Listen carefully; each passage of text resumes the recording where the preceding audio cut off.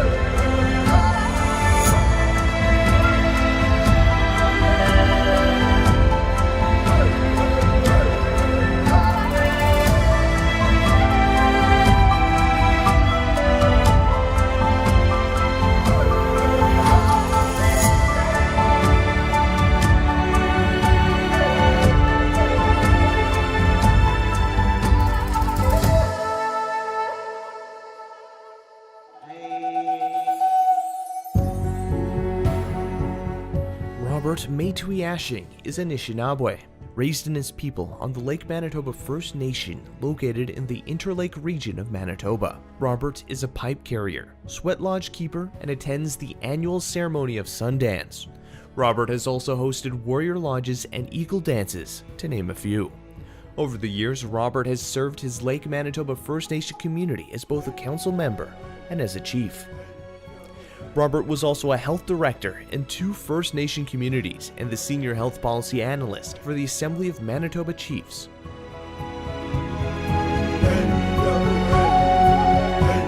Ang bozon din ay maganitok, so ang gigabo miskomaskotebe sekindego makondotem.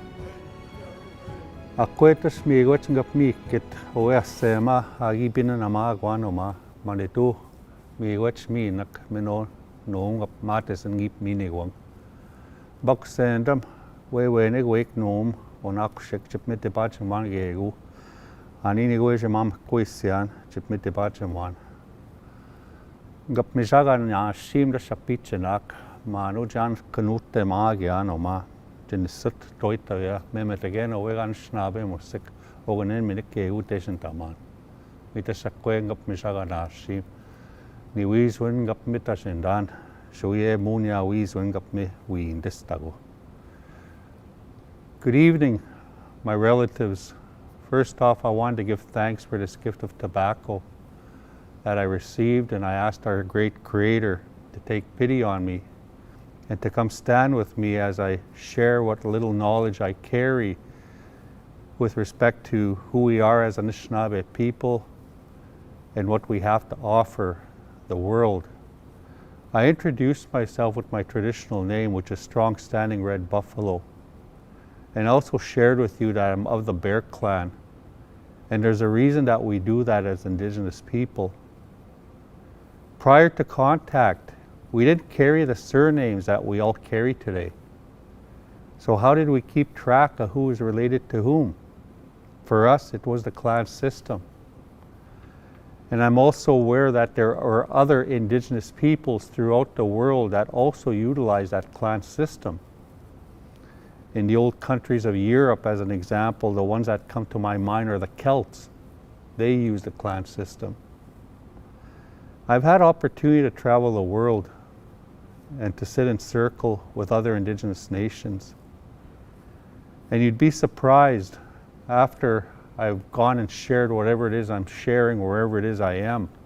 Somebody may approach me later from the audience, come shake my hand and say, "Welcome to my homeland, brother. I too am Bear Clan." We don't know how, where, or when this all took place in our lineage, but through that clan system, all we know for sure is that we are directly blood related. So that's why we offer that piece of information when we introduce ourselves as to which clan we come from, because we never know who within the audience is our relatives. So therefore the onus falls upon my relatives that may be in that audience to come and introduce themselves to me as a blood relative. And that's why we do that, to maintain that contact and keep, track of that lineage. My English name is Robert, and my family name is Maytwayashing. It's been bastardized, and the way it's pronounced nowadays, and this is a direct result of the old Indian agents, is Maytwayashing. But the proper pronunciation is Maytwayashing. And there's some meaning to that last name. It's in reference to one of our sacred ceremonies, Chizikan, Kaichigatek, the one we call the shake tent ceremony. And it's referencing the noise that this ceremony makes once the ceremony is started and has begun. There are usually bells that are tied to the structure of this lodge. Back in days of old, I imagine it would have been deer claws or something to that effect. And when the spirits enter that lodge starts to vibrate and move. And a lot of people that don't understand spirit look at that with skepticism. They don't understand that the spirit is all around us, and that spirit, although you can't see it, taste it, smell it, or feel it, it's present around us all the time, and that spirit is within everything. So when that lodge moves, it starts to make that noise, and that's what my last name is referencing. Mi Maytwayashing, Jizikan. Giga gwichi me go.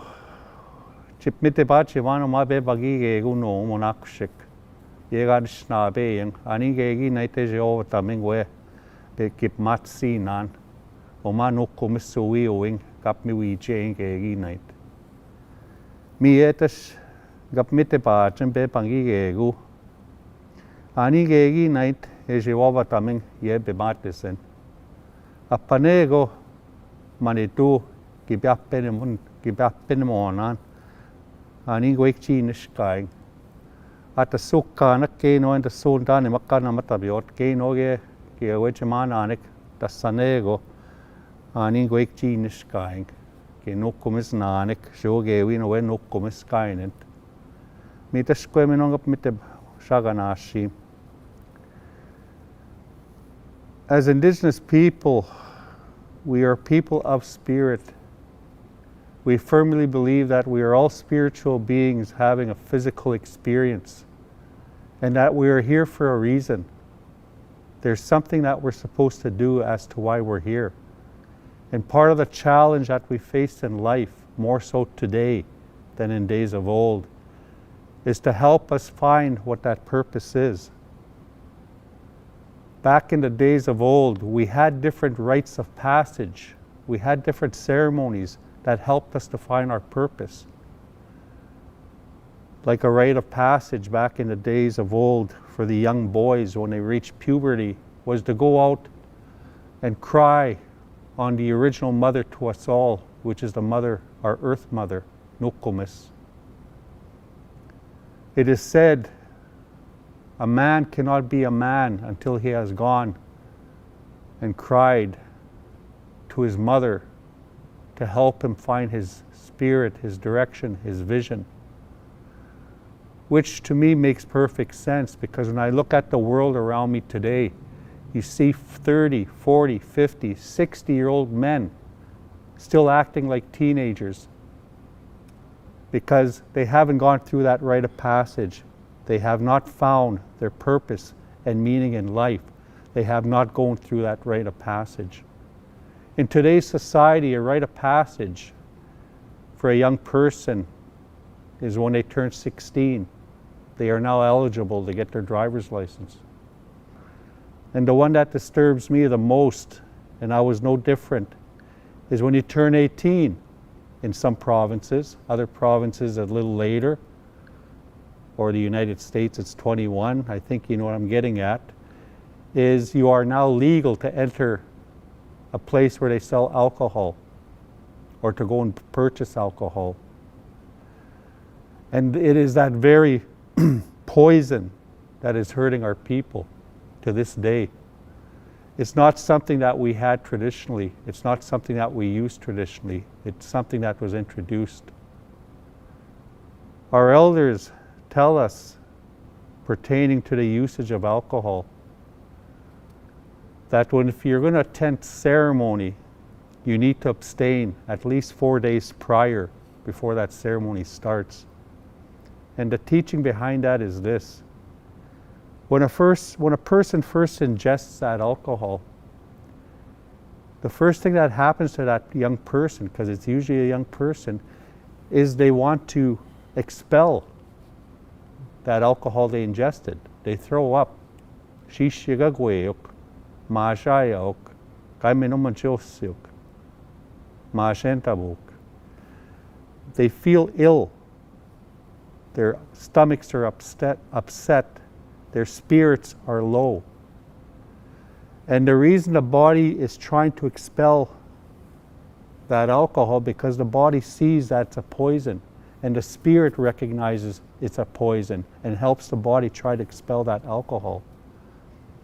But with respect to how powerful our minds are, we don't heed the warning of our spirits and our bodies, and we listen to our minds instead, and we continue to ingest to the point where we become inebriated and we lose control of ourselves.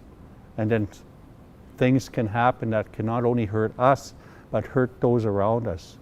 Which is why, again, our elders always caution us, be careful when using or playing with that alcohol.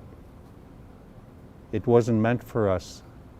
It's something that the newcomers brought here, and they've somehow developed a tolerance to it. Our people have not to this day. But enough of that. I just wanted to share that because I'm trying to allow Spirit to work through me as to what message they feel needs to be shared. At sukanag na penmonatok, taganin winoen ejewabatamwat, jijenuntamek, nongum wega gagi gituan, miye jebagusendaman. Shigutasmino, nigan we Anishinaabe yegan Anishinaabe Indian yegaigwang, and debe kauta semagakie. Munya otan aninge kapi jetasendang ye wenchewiswang. Bakanda saskegi night kitisikendamen, nin member taken up school omaga namatabian, dan Anishinaabe meet nukani anin Anishinaabe. She wishpin we over the money. Kai kituan kigituan Anishinaabe, ande kaun the semagakie Anishinaabe. Ogini senan manitun ayaben, miye Anishinaabe gajigate. Mitasquemino gapmishaganashim. The term Anishinaabe in my language references pretty much a human being. And when you break down that word within my language, Ogini senan is to lower ayaben, a being. And that's where that term Anishinaabe comes from. Our Great Spirit lowered a two-legged onto the earth. And that two-legged was us, the Anishinaabe. Shigo ye oes yak kinage usagoma king up mi ayamagak ka penimong mi ekweminong up mitasentan ngap mishagan ashimdas. I'll give you a very small blurb of our creation story. And like most people out there, we too have our own creation story. There are many different creation stories around. But when it comes to us as Anishinaabe people, the small blurb that I'm going to share here is this. After everything had been created, all the trees, the plant life, all things that are green, the ones that live in the waters, the winged ones, the four-leggeds, the insects, all of these things, after all these things had been created, our Great Spirit gave instruction to all these things that a new being was going to be created, a two-legged, but that this being would be so helpless, so pitiful, so much in need, that at some point in the existence of all these other things that had been created, they would have to give of themselves in order for this two-legged to survive. And the moral of that story is this. When you look at the world that we live in today, man has treated the earth as a resource to be exploited, not the very source of life itself, of which we are merely one strand in that web of life. For if you think about it, if there was one species to be taken off the earth in order for everything to survive, that species would be us, the human being. Our relatives don't need us around. If we were to disappear tomorrow, they would be fine. They would continue doing what our great Creator gave them in following their original instructions. But if we were to lose all of our relatives, do you think we as humans could survive? No. Again, it's trying to show us that reciprocal relationship that we're supposed to have with the earth and all that is upon the earth. We're supposed to have that respect. We're supposed to humble ourselves. And of course, we're supposed to love one another in all things around us. Mi manitu kaja penman tagwang kegi night agi bagitene me gwang omachip matisyang. Anin jijaga novatiang, shigo anin gegu jijaga novataming. Jamanach twang gegu, akina gegu ma king manitu agi bagit nang. Pushke yenepe. Ispegega nebegya yamagas nok, kaina anish kitagas kitu siven, kegi night omachip mishkai. Me pichik chine dao kienepe. I spoke very briefly about that sacred gift that we call water and just how important water is. I've had opportunity, as I shared with you earlier, to sit in ceremony with other Indigenous nations. And we have a belief that initially there were 4 original races of man. And the irony in that is science is starting to pick that up, Western science, using archaeology and some of these other sciences that they use. And they're finding evidence that we interacted with these other peoples long before Columbus supposedly showed up on our shores back in 1492. Even here in the land we now call Canada, back in 800 AD, we had visitors. And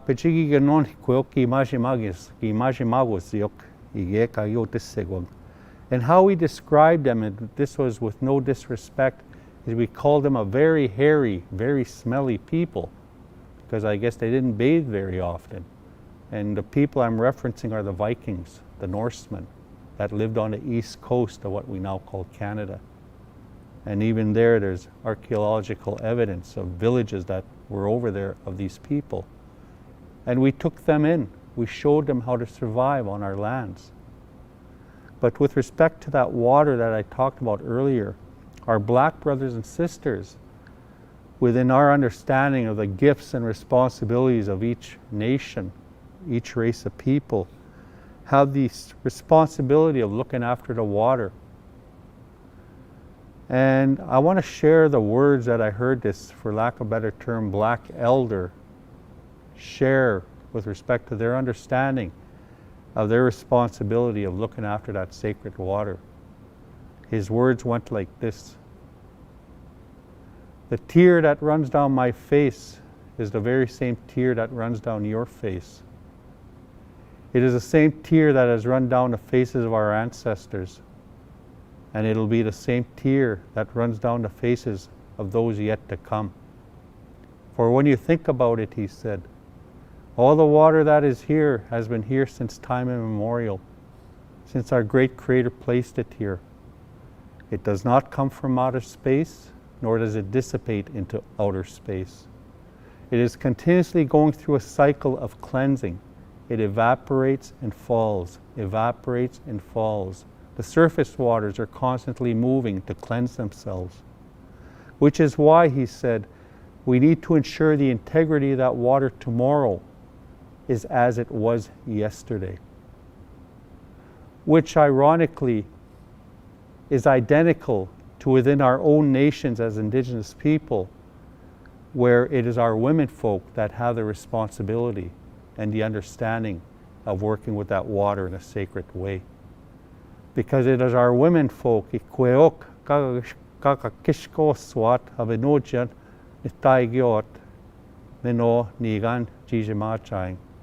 is our women that have that gift of bringing that life into this world.